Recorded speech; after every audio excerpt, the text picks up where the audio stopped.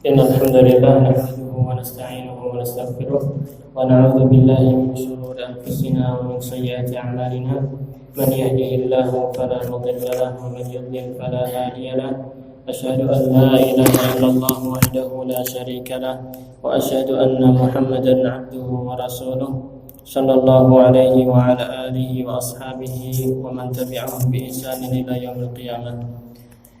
يا أيها الذين آمنوا اتقوا الله حق تقاته ولا تموتن إلا وأنتم مسلمون. يا أيها الناس اتقوا ربكم الذي خلقكم من نفس واحدة وخلق منها زوجها وبث منهما رجالا كثيرا ونساء واتقوا الله الذي تساءلون به والأرحام إن الله كان عليكم رقيبا. يا أيها الذين آمنوا اتقوا الله وقولوا قولا سديدا يصلح لكم أعمالكم ويغفر لكم ذنوبكم ومن يطع الله ورسوله فقد فاز فوزا عظيما. Usah di video. Siapa? Gak usah. Jangan. Gak usah di video. Serah.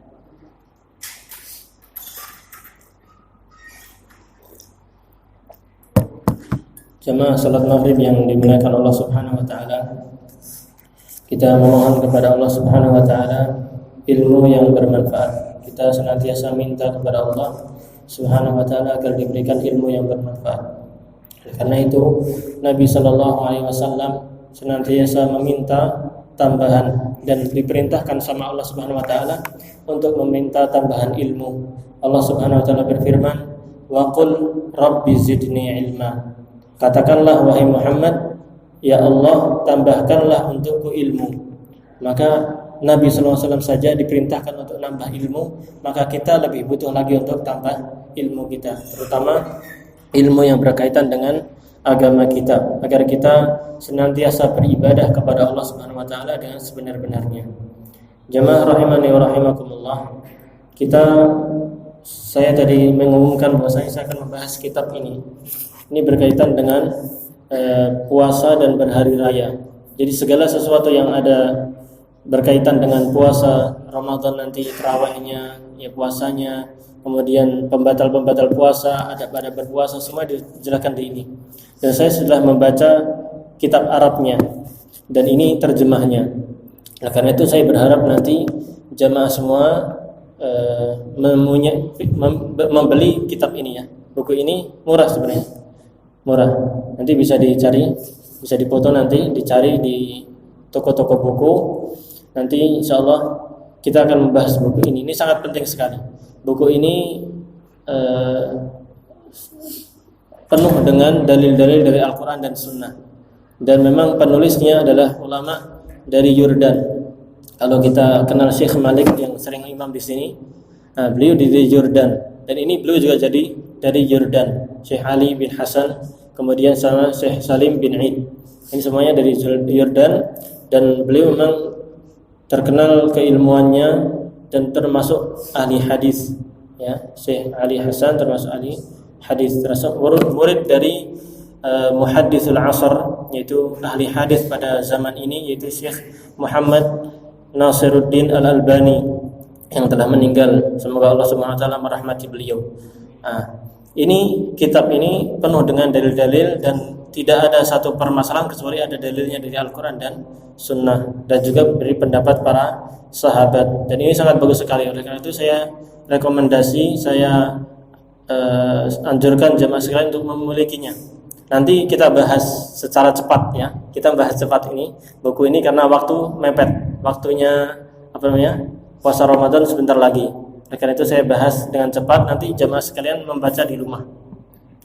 Nah, kita ambil intinya saja, atau kita membaca tapi pembacaan dengan cepat, semoga bisa dipahami. Ini nanti insya Allah dimulai besok saja, dimulai besok. Karena sekarang jamaah belum punya bukunya, kemudian jamaah juga masih beberapa yang belum hadir. Maka nanti insya Allah saya umumkan dulu di media sosial, kemudian baru kita bahas. Semoga ini bermanfaat bagi kita semua. Nanti bisa di teman-teman bapak-bapak atau saudara-saudari istrinya ya, itu bisa hadir nanti. Insyaallah hijabnya ditutup kemudian untuk ibu-ibu. Ya. Ini juga ada berkaitan dengan zakat zakat fitrah kan penting nanti. Idul Adha, hari Idul Fitri ya. Baik. Untuk kesempatan kali ini kita lanjutkan pembahasan kita tentang buku ini.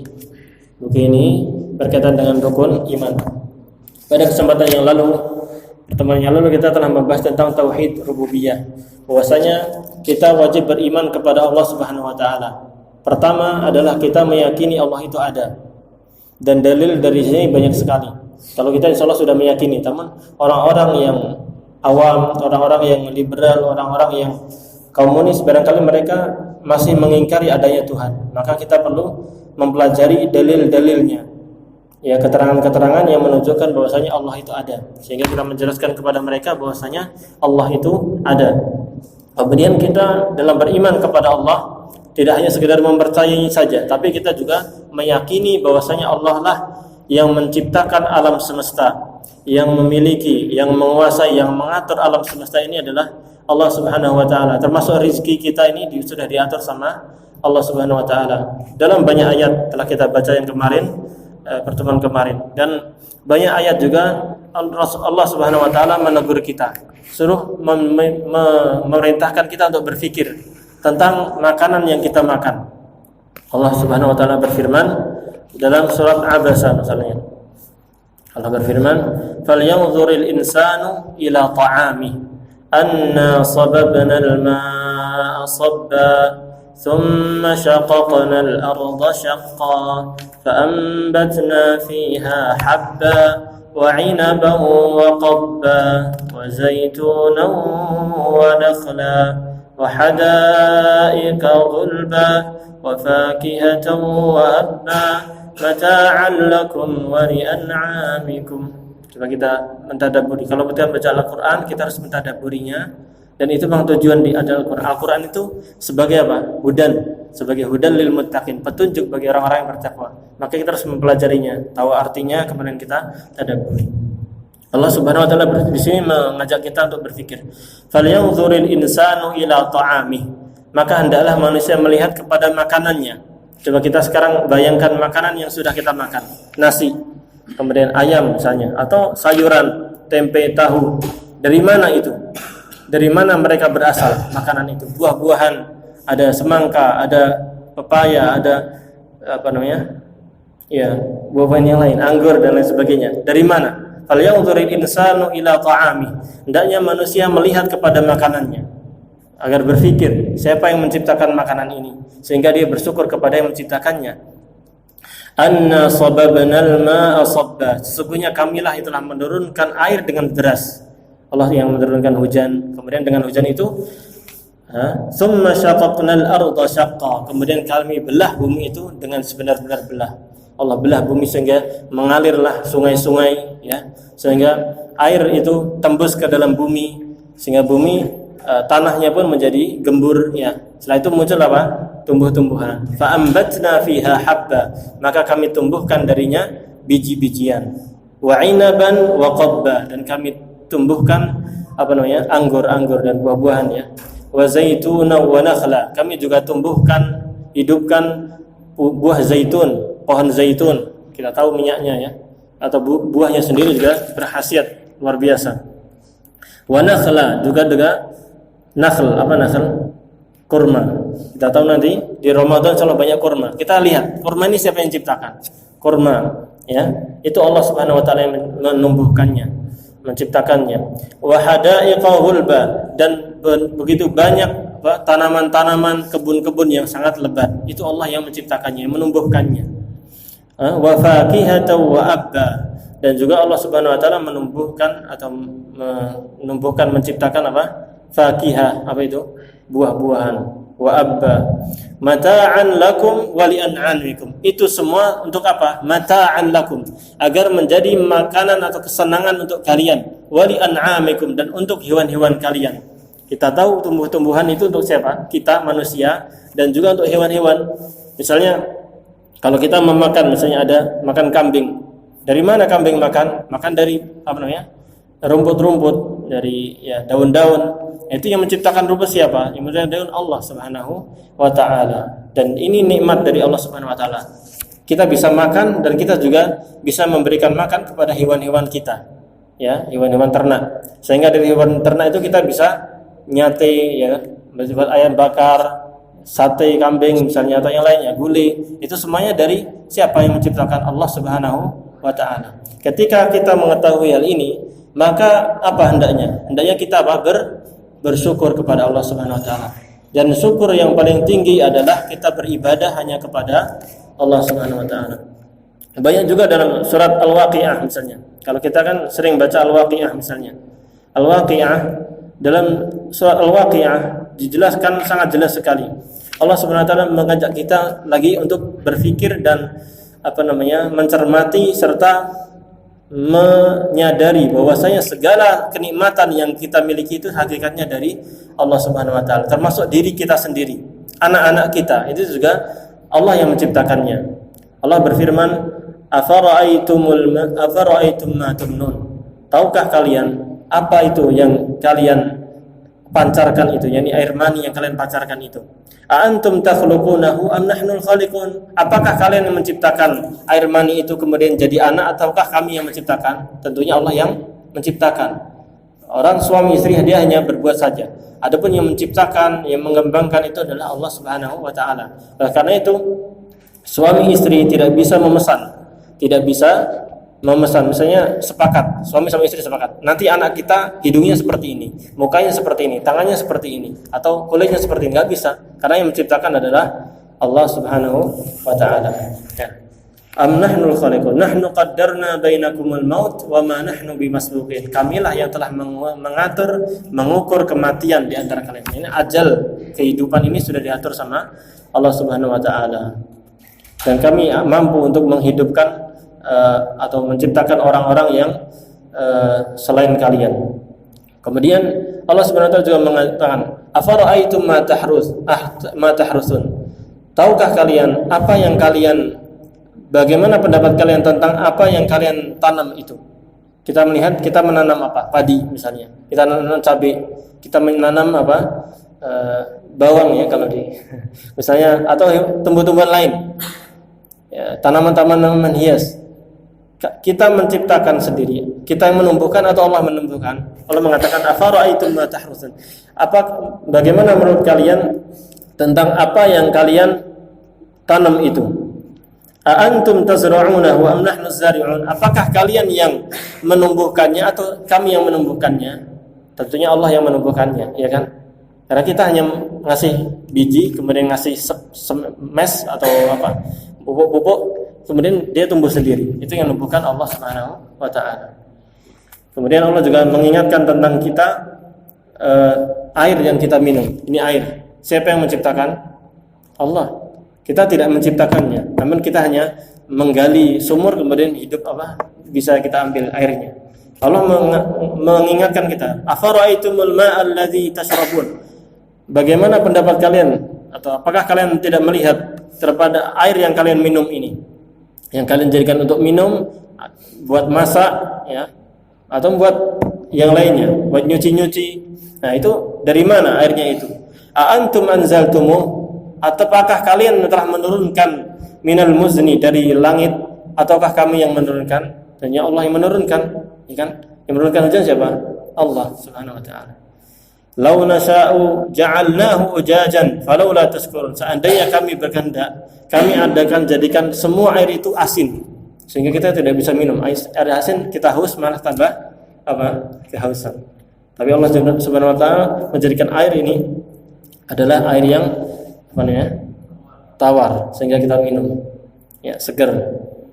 Kemudian Allah Subhanahu wa taala juga mengingatkan tentang api. Kalau kita masak, kita butuh apa? Api. Afara'aitumun nar allati turun. Bagaimana pendapat kalian tentang api yang kalian nyalakan itu? A antum ansha'tum syajarataha am nahnul munsyi'un? Apakah kalian yang menumbuhkan atau menciptakan pohon-pohonnya, kayu-kayunya, ataukah kami yang menciptakannya? Tentunya Allah yang menciptakannya. Ini semua Allah ingatkan kepada kita agar kita bersyukur kepada Allah Subhanahu wa taala. Allah juga telah menciptakan untuk kita pendengaran, penglihatan, ya, hati, itu agar kita bersyukur kepada Allah Subhanahu wa taala. Nah, karena itu ketika kita sudah meyakini bahwasanya yang menciptakan, yang mengatur, yang menguasai alam semesta ini, yang memberikan rezeki dan yang memberikan kenikmatan kepada kita semua ini adalah Allah Subhanahu wa taala, maka di sini mengharuskan kita untuk bersyukur kepadanya dan beribadah hanya kepada Allah Subhanahu wa taala saja. Dan inilah yaitu ibadah hanya kepada Allah Subhanahu wa taala, inilah bentuk keimanan kepada Allah Subhanahu wa taala yang disebut dengan tauhid uluhiyah. Tauhid apa? Uluhiyah atau tauhid. Jadi ada beberapa nama. Tauhid uluhiyah atau tauhid ibadah atau tauhid ubudiyah. Maknanya sama, yaitu mengisahkan Allah dalam ibadah. Ya gitu, kita hanya beribadah kepada Allah Subhanahu wa taala saja. Kita menyembahnya dan tidak boleh menyembah kepada selainnya, atau tidak boleh meniatkan ibadah ini untuk selain Allah Subhanahu wa taala. Misalnya kita sujud itu hanya untuk Allah Subhanahu wa taala. Kalau kita kemudian sujud kepada orang manusia, maka itu termasuk apa? Bentuk kesyirikan. Kesyirikan itu adalah menyekutukan Allah Subhanahu wa taala, menjadikan tandingan untuk Allah, menyembah kepada selain Allah Subhanahu wa taala. Dan ini konsekuensi syahadat kita. Syahadat apa? Asyhadu alla ilaha illallah. Kalau kita azan, kita sering mendengar asyhadu alla ilaha illallah. Kita tasyahud juga kita membaca asyhadu alla ilaha illallah wahdahu la syarikalah wa asyhadu anna muhammadan abduhu wa rasuluh. Misalnya, bahwasanya aku bersaksi bahwasanya tidak ada Tuhan yang berhak disembah kecuali Allah. Dia saja, tidak ada sekutu baginya. Nah, ini harus kita yakini dengan sebenar-benarnya dan kita amalkan dalam kehidupan sehari-hari. Ibadah itu adalah kita menyembah kepada Allah Subhanahu wa taala atas dasar cinta dan pengagungan. Kita mengagungkan Allah dan cinta kepada Allah Subhanahu wa taala. Tentunya setelah kita memahami siapa Allah Subhanahu wa taala, maka kita harus mengenal Allah Subhanahu wa taala. Caranya dengan apa? Dengan membaca Al-Qur'an, membaca terjemahnya, nanti kalau bisa membaca tafsirnya. Kemudian baca kitab-kitab ulama berkaitan dengan nama-nama Allah dan sifat-sifatnya, sehingga kita akan mengenal Allah dengan sebenar-benarnya, sehingga kita akan semangat dalam ibadah dan betul-betul memurnikan ibadah ini hanya kepada Allah Subhanahu wa taala. Allah mengingatkan akan hal ini, yaitu satu-satunya yang berhak disembah hanyalah Allah Subhanahu wa taala. Allah berfirman dalam surat Al-Baqarah ayat 163, "Wa ilahukum ilahu wahid la ilaha illa huwar rahmanur rahim." Dan Tuhan sembahan kalian adalah Tuhan sembahan yang Maha Esa, yaitu yang satu saja. Allah adalah Tuhan yang satu saja. Dialah satu-satunya yang berhak disembah. Tidak ada Tuhan yang berhak disembah kecuali Dia. Dialah yang Maha Pengasih lagi Maha Penyayang. Dan Allah juga telah bersaksi atas hal ini. Allah bersaksi, ya, meyakini dengan sebenar-benarnya, dan memang tidak ada yang berhak disembah di alam semesta ini kecuali Allah Subhanahu wa taala. Dialah pencipta, dialah yang pengatur alam semesta. Para malaikat juga demikian. Malaikat adalah makhluk Allah yang sangat besar, yang sangat luar biasa. Nanti kita bahas nanti pada bab iman kepada para malaikat. Kemudian para orang yang berilmu, mereka juga bersaksi bahwasanya memang benar tidak ada Tuhan yang berhak disembah kecuali Allah Subhanahu wa taala. Allah berfirman dalam surat Ali Imran ayat 18, "Syahidallahu annahu la ilaha illa huwa wal malaikatu wa ulul ilmi qa'iman bil qist. La ilaha illa huwal azizul hakim." Allah menyatakan bahwa tidak ada Tuhan yang berhak disembah kecuali Dia. Demikian pula para malaikat dan orang-orang yang berilmu yang menegakkan keadilan. Mereka menyatakan bahwasanya tidak ada Tuhan yang berhak disembah kecuali Dia, yang Maha Perkasa lagi Maha Bijaksana. Ya. Dan segala sesuatu, kalau ada sesembahan yang disembah atau yang dijadikan Tuhan selain Allah Subhanahu wa taala, kemudian dia menyembahnya, maka ketahuilah bahwasanya ketuhanan itu adalah ketuhanan yang tidak benar, ketuhanan yang batil. Tidak pantas mereka untuk disembah sama sekali. Karena Allah Subhanahu wa taala berfirman, "Dzalika bi anna Allah huwal haqq wa anna ma yad'una min dunihi huwal batil wa anna Allah huwal 'aliyyul kabir." Demikian karena Allah Subhanahu wa taala dialah satu-satunya yang benar, yang berhak untuk disembah, Adapun orang-orang yang disembah oleh mereka dari selain Allah Subhanahu wa taala, maka itulah tuhan-tuhan yang batil, yang tidak pantas untuk disembah. Wa annallaha huwal aliyyul kabir, dan sesungguhnya Allah lah yang maha tinggi dan yang maha besar. Allah lah yang maha tinggi, yang maha besar. Dialah satu-satunya yang berhak untuk disembah. Adapun apabila ada berhala-berhala, misalnya kayak patung atau pohon keramat atau apa segala sesuatu yang disembah, seperti orang-orang pada zaman Nabi Nuh alaihi salam, mereka nyembah siapa? Mereka nyembah orang-orang soleh, Wad, Suwa', Yaghus, wa Ya'uq, mereka sembah. Mereka orang-orang soleh itu meninggal, kemudian dikultuskan sama masyarakat, kemudian dibuatlah patung atau dibuatlah gambar. Maka orang-orang pun mulai menyembah kepada patung dan gambar-gambar itu. Itu mereka sebut sebagai Tuhan. Itu hakikatnya bukan Tuhan, karena mereka tidak berhak untuk menjadi Tuhan. Bagaimana dikatakan Tuhan padahal tidak menciptakan sesuatu pun, tidak menguasai alam semesta sedikit pun. Demikian pula sesembahan pada zaman Nabi Ibrahim alaihissalam, apa bentuknya? Patung. Jadi pada zaman Nabi Ibrahim itu bentuknya patung. Patung ini ya batu, dari batu. Yang buat siapa? Manusia. Jadi manusia yang membuat. Jadi ayahnya Ibrahim alaihissalam itu tukang buat patung. Namanya Azar. Namanya siapa? Azar. Azar itu beliau tukang buat patung. Buat patung dari kayu dari kayu atau batu ditata pahat ya. Tata sama pahat. Ya intinya sama. Intinya dibuat gitu kemudian disembah, dijual kemudian disembah. Kita tahu ini patung, siapa yang buat? Manusia. Kok disembah sama manusia? Enggak pantas kan gitu. Nah, makanya Nabi Ibrahim alaihissalam beliau membuat pelajaran kepada kaumnya. Suatu ketika Nabi Ibrahim alaihissalam ketika masyarakatnya yang menyembah patung itu pada pergi meninggalkan patung-patungnya, maka Nabi Ibrahim alaihissalam mengambil kampak, kemudian dihancurkan semua berhalanya itu, patung-patungnya dihancurkan. Disisain satu saja. Disisain siapa? Satu saja yang paling besar. Ditaruhlah kampak itu ditaruh di patung yang paling besar. Kemudian ketika kaumnya pulang, maka kaumnya kaget, kok mana Tuhan-Tuhan kita pada hancur semua? Tuhan-Tuhan kita pada apa? Hancur.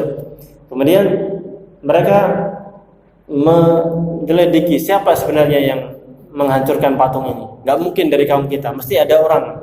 Akhirnya terkenal karena Nabi Ibrahim alaihissalam beliau mendakwahkan tauhid, mendakwahkan untuk beribadah kepada Allah saja, jangan beribadah kepada patung-patung ini. Maka mereka pun memanggil Nabi Ibrahim alaihissalam. Dipanggillah Nabi Ibrahim, ditanya, apakah kamu yang menghancurkan itu? Ya kurang lebih gitu ya. Nanti antum bisa dibaca di Al-Quran. Saya lupa surat apa. Apakah kamu yang menghancurkan itu? Maka Ibrahim alaihissalam mengatakan, lupa saya. Kan? Bal fa'alahu kabiruhum hada. Iya.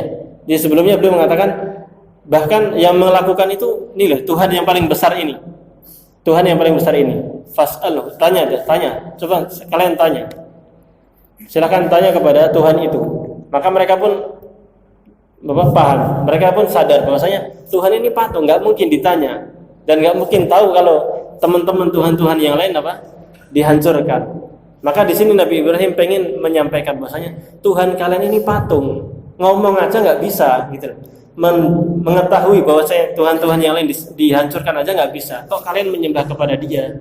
Mengakui bahwasanya patung ini memiliki kemampuan untuk memberikan rezeki atau memberikan manfaat atau menyembuhkan penyakit, kan nggak mungkin. Nah, seperti itu Nabi Ibrahim alaihissalam berdakwah, menunjukkan bahwasanya Tuhan-Tuhan selain Allah yang mereka sebut sebagai Tuhan itu tidak pantas untuk dijadikan Tuhan, karena yang pantas satu-satunya adalah Allah Subhanahu wa taala.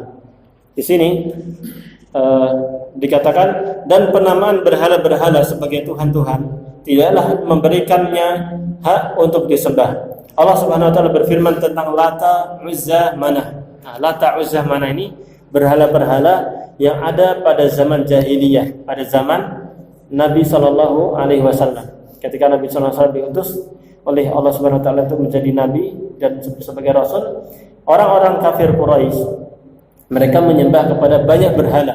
Di antara berhala yang paling top, yang paling gede ini Lata, Uzza, Mana, yang telah kita jelaskan dulu siapa itu mereka. Nah, di sini Allah Subhanahu wa taala menjelaskan, in hiya illa asma'un sammaitumuha antum wa aba'ukum ma anzalallahu biha min sultan. Itu tidak lain hanyalah nama-nama yang kalian dan nenek moyang kalian mengada-adakannya. Allah tidak menurunkan suatu keterangan apapun untuk menyembahnya. Ini Tuhan Lata, Mana dan Uzza ini sebenarnya bukan Tuhan, namun nenek moyang kalian menamai ini sebagai Tuhan dan kalian menyembahnya. Itu hanyalah agama nenek moyang kalian, bukan agama yang Allah Subhanahu wa taala turunkan kepada nabi dan para rasulnya. Maka mereka meskipun dinamai Tuhan tapi hakikatnya bukan Tuhan. Mereka tidak pantas untuk dijadikan sesembahan untuk disembah. Allah Subhanahu wa taala juga menceritakan tentang Nabi Yusuf bahwa beliau berkata kepada dua kawannya sepenjaranya. Jadi kisahnya gini. Nabi Yusuf alaihissalam, panjang. Intinya Nabi Yusuf alaihissalam masuk penjara karena tuduhan berzina, karena fitnah ya. Padahal hakikatnya beliau tidak berzina. Beliau kabur dari godaannya siapa? Zulaikha atau istrinya raja di Mesir dahulu. Maka dijebloskanlah Nabi Yusuf alaihissalam ke dalam penjara. Di penjara itu banyak orang, di antaranya dua orang ini, dua penghuni penjara yang bertanya kepada Nabi Yusuf alaihissalam tentang mereka berdua mimpi, kemudian pengen ditakwil, pengen dijelaskan mimpi ini maksudnya apa kepada Nabi Yusuf alaihissalam. Nanti bisa dibaca di surat Yusuf. Nanti kalau Bapak di rumah dibaca di surat Yusuf dari awal sampai akhir, nanti ada ceritanya. Ya. Maka Nabi Yusuf alaihissalam berdakwah. Ketika ditanya tentang bagaimana tentang dua mimpi ini, Nabi Yusuf alaihissalam tidak langsung menjawabnya, namun beliau berdakwah dulu. Dan ini menunjukkan kepada kita bahwasanya dakwahnya para nabi dan rasul itu satu.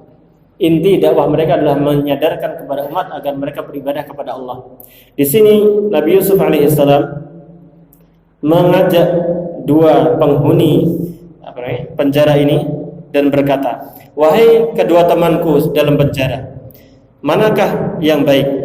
Mengajak mereka untuk diskusi. Coba perhatikan mana yang lebih baik.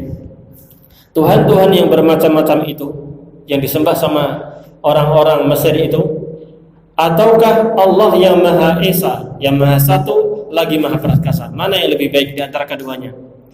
Apakah yang kalian sembah selain Allah itu tidak lain hanyalah nama-nama yang dibuat-buat oleh kalian sendiri ataupun nenek moyang kalian? Allah tidak menurunkan sesuatu keterangan pun tentang hal itu.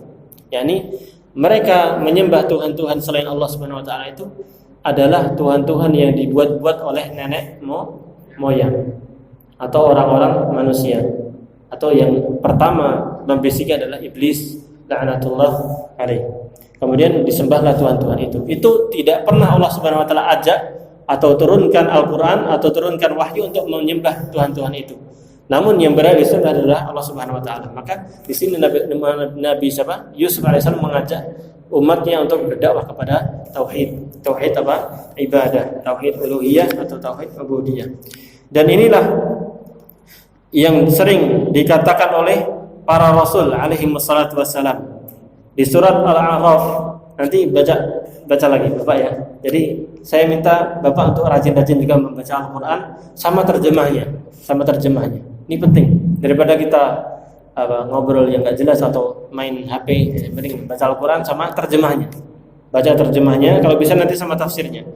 Di surat Al-A'raf itu berturut-turut diceritakan tentang dakwahnya para nabi dan rasul. Nabi Syuaib, Hud, Nabi Saleh, termasuk Nabi Musa alaihissalam. Ini semuanya menyeru untuk beribadah kepada kaumnya. Beribadah kepada Allah saja. Mereka dakwahnya satu. Mereka apa yang dikatakan kepada kaumnya? U'budullah ma lakum min ilahin ghairuh. Sembahlah Allah, beribadahlah kepada Allah. Tidak ada Tuhan yang berhak disembah untuk kalian kecuali Allah saja. Ya. Namun masih ada orang-orang musyrik yang menolak hal itu dan mereka menjadikan selain Allah sebagai Tuhan-Tuhan yang mereka sembah di samping Allah Subhanahu wa ta'ala, serta mereka memohon pertolongan dan meminta bantuan kepada mereka. Ini orang-orang yang berbuat syirik, mereka masih menyembah kepada selain Allah Subhanahu wa ta'ala, meyakini bahwasanya misalnya ada orang yang memiliki kemampuan untuk menyembuhkan dengan mantra-mantranya misalnya, atau dia meyakini ada sesuatu yang keramat yang bisa memberikan rizki, melancarkan rizki, bisa memberikan jabatan kepada dia misalnya. Mereka minta-minta kepada seperti itu. Oleh karena itu, orang-orang musyrik pada zaman Nabi Muhammad SAW dan zaman-zaman sebelumnya, mereka seperti itu. Mereka berangkat ke mesti Lata. Lata tadi dulu kita jelaskan, Lata itu adalah orang soleh. Ditafsirkan bahwasanya itu orang soleh yang kalau musim haji dia membuat yalutus sawit, yaitu menumbuk gandum, kemudian dibuat adonan roti, dikasihkan secara gratis cuma-cuma untuk semua jamaah haji. Ya, itu sangat soleh. Ketika dia meninggal, maka kuburannya disembah. Nah, mereka mendatangi kuburan itu atau mendatangi kuburan itu untuk apa? Misalnya untuk mencari rezeki. Ya, saya rezekinya lagi kosong, tolong dikasih. Wahai fulan, engkau adalah wahai mayit, wahai Lata, engkau adalah orang soleh. Barangkali dengan aku meminta kepadamu, Allah memberikan rezeki kepada aku. Atau dia meminta langsung kepada kuburan itu. Maka ini perbuatan syirik yang dilakukan oleh orang-orang musyrik. Termasuk kesyirikan pada zaman Nabi Muhammad SAW yang dilakukan oleh orang-orang kafir Quraisy. Mereka meyakini ada pohon keramat. Jadi mereka kalau mau perang, biar sakti, mereka kan senjatanya pedang, panah, ya, sama tombak, ya, dan yang lainnya. Itu mereka biar menang dalam perang, mereka meyakini ada pohon Zatu Anwat. Zatu Anwat itu pohon keramat yang mereka yakini bahwasanya kalau mau perang, kemudian pedangnya dicantolin di situ, insya Allah itu bisa nebas dan mati atau bisa menang perangnya. Nah, seperti itu mereka meyakini. Mereka mencari berkah dari pohon-pohon seperti itu. Kesyirikan pada zaman dahulu dan masih ada juga zaman sekarang. Semoga kita dan kaum muslimin semua dijauhkan dari perbuatan syirik ini. Allah Subhanahu wa ta'ala telah membatalkan sikap orang-orang musyrik yang menjadikannya sebagai Tuhan-Tuhan dengan dua bukti logis, yaitu untuk meniadakan atau membatalkan membatalkan sikap orang-orang musyrik atau kesyirikan yang ada ini. Pertama, bahwasanya Tuhan-Tuhan yang mereka jadikan itu tidak terdapat sesuatu pun dari sifat-sifat khusus ketuhanan. Yani orang-orang musyrik, ketika orang-orang kafir misalnya, mereka ada yang menyembah kepada matahari, atau ada menyembah kepada api, orang-orang Majusi. Mereka tuh yang disembah itu atau patung-patung misalnya, itu tidak memiliki sifat khusus ketuhanan sama sekali. Namun mereka hanya menyembah karena mengikuti agama nenek moyang atau mengikuti bisikan-bisikan syaitan. Karena ia diciptakan, jadi Tuhan-Tuhan itu diciptakan. Misalnya matahari, siapa yang ciptakan? Allah Subhanahu wa ta'ala. Ada yang menyembah kepada bulan, ada yang menyembah kepada bintang-bintang. Itu hakikatnya Allah yang menciptakan. Namun kenapa mereka disembah? Itu enggak pantas untuk disembah dan tidak bisa juga menciptakan. Jadi Tuhan-Tuhan itu tidak bisa menciptakan. Tidak dapat mendatangkan manfaat bagi orang-orang yang menyembahnya dan tidak pula dapat menolak kemudaratan dari mereka. Kita tahu tadi ya, kisahnya Nabi Ibrahim alaihissalam. Ketika Nabi Ibrahim alaihissalam menghancurkan patung-patung itu, bisa nggak patungnya membela? Jangan begitu misalnya. Atau menyerang Nabi Ibrahim, nggak bisa. Kan patung, gimana mau? Nah gitu. Maka tidak pantas untuk disembah. Demikian pula ketika Nabi Muhammad SAW atau siapa ya? Umar bin Khattab alaihissalam radhiyallahu anhu. Beliau pernah menebas pohon karena dikhawatirkan pohon ini disembah sama kaum muslimin. Maka ketika pohon ini disembah, maka tidak bisa pohon ini tidak bisa membela diri. Dipotong ya udah potong, nggak bisa membela diri. Sama ketika Khalid bin Walid diperintahkan sama Rasulullah SAW untuk menebas pohon yang disembah sama kaum musyrikin. Jadi ada pohon yang disembah, dikeramatkan, dikasih sesajen di situ. Itu diperintahkan sama Nabi SAW untuk dipotong. Maka Khalid bin Walid datang ke sana dan menghancurkan pohon itu. Dan pohon itu yang disembah itu, yang dijadikan Tuhan, nggak bisa menolak bahaya. Ya, bahaya. Dia dihancurkan, dia tidak bisa membela diri sendiri. Maka bagaimana kita menyembah orang yang atau makhluk yang tidak bisa membela diri sendiri? Baik. Tidak memiliki sesuatu pun dari langit dan tidak pula ikut serta dalam penciptaan langit dan bumi. Ada orang-orang yang disembah atau segala sesuatu yang dijadikan Tuhan oleh manusia kecuali Allah Subhanahu wa taala, itu semuanya tidak menciptakan apapun di langit dan di muka bumi ini. Maka mereka tidak pantas untuk disembah. Tuhan yang beri disembah adalah Tuhan yang menciptakan alam semesta ini, yaitu Allah Subhanahu wa taala. Ini ayatnya banyak sekali dan sudah masuk waktu Isya. Dan kali kita cukupkan sekian untuk pembahasan kitab Rukun Iman ini. Nanti insyaallah kita lanjutkan setelah buku ini selesai, insyaallah. Nanti seperti yang kita katakan, buku ini kita bahas nanti agak tebal, teman, kita baca cepat insyaallah. Kita ambil inti-intinya, nanti saya ringkas beberapa agar kita pas ketika Ramadan nanti kita bisa mengamalkan. Jadi amalan Ramadan ini atau bulan Ramadan ini bulan yang penuh berkah. Oleh karena itu Nabi Muhammad SAW mengatakan syahrun mubarak, bulan yang penuh berkah, dan di dalamnya dilipat gandakan pahala. Ya, oleh karena itu kita harus memanfaatkan kesempatan Ramadan ini dengan sebaik-baiknya. Kita harus mengetahui apa saja amal-amal yang diajarkan sama Nabi SAW. Kalaulah ada bagaimana tata caranya, ya.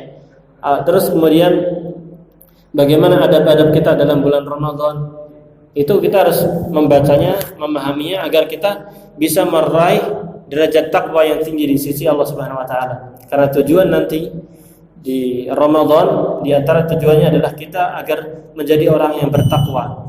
Bagaimana bertakwa? Itu kita digembleng di bulan Ramadan.